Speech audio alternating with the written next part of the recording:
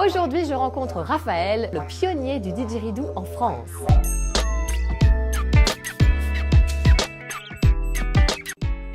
Raphaël, tu as un métier peu courant puisque tu es luthier du didgeridoo. Alors, ça consiste en quoi? Ça consiste à fabriquer donc ces beaux objets, ces beaux instruments de musique. Voilà, c'est les didgeridoo qui viennent d'Australie. Ouais. Le mot luthier aujourd'hui s'est élargi, ça va vers les métiers où on va toucher directement les fréquences des instruments. D'accord. Et alors, le didgeridoo, c'est un instrument qui date de 20 000 ans, qui est la création des aborigènes, en tout cas, oui, des aborigènes d'Australie. On rend hommage à notre terre-mère, la danse du kangourou, la danse du crocodile, etc. Donc c'est très animiste. Très proche de la nature. Ah, très... oui, Comment ça t'est venu cette envie de travailler cet instrument en particulier?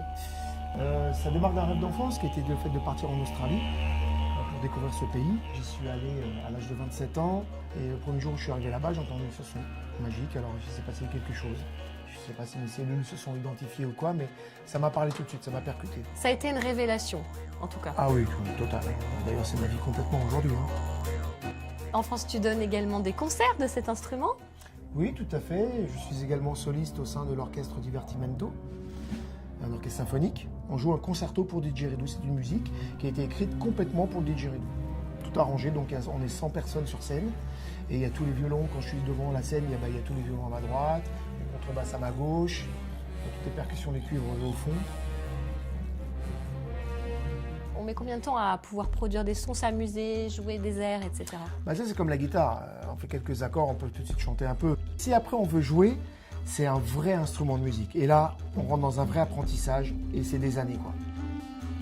Les personnes, je leur apprends à souffler dedans, comprendre leur colonne d'air, comment la maîtriser muscle par muscle. Après, on va commencer à travailler des percussions, des techniques de musique. Après, c'est de la mélodie, c'est de la musique. Et tu enregistres aussi des disques? Tout à fait. J'ai monté un label en 2007 qui s'appelle Tribalzik Records, dont la veine principale est de défendre le didgeridoo, tout type de musique, mais avec du didgeridoo. C'est un instrument qui est déjà très tellurique, qui est lié à la terre, parce que c'est un arbre qui est mangé naturellement par les termites.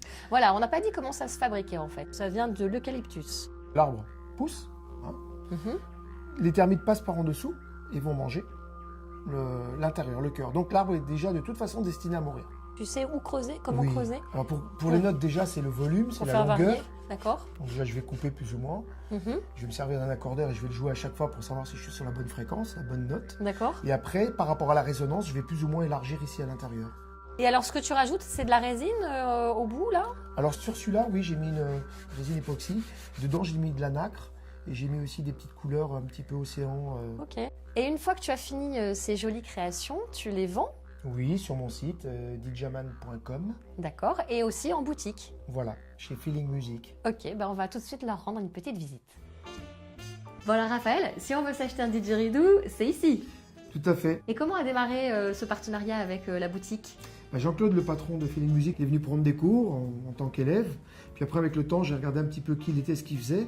Puis j'ai compris qu'il tenait un des plus grands magasins dans la rue de Rome, ici, la rue des Luthiers. Voilà, de fil en aiguille, une amitié s'est liée. Et puis on en est arrivé à ce résultat aujourd'hui. Bon, alors est-ce que tu voudrais nous faire une petite démonstration?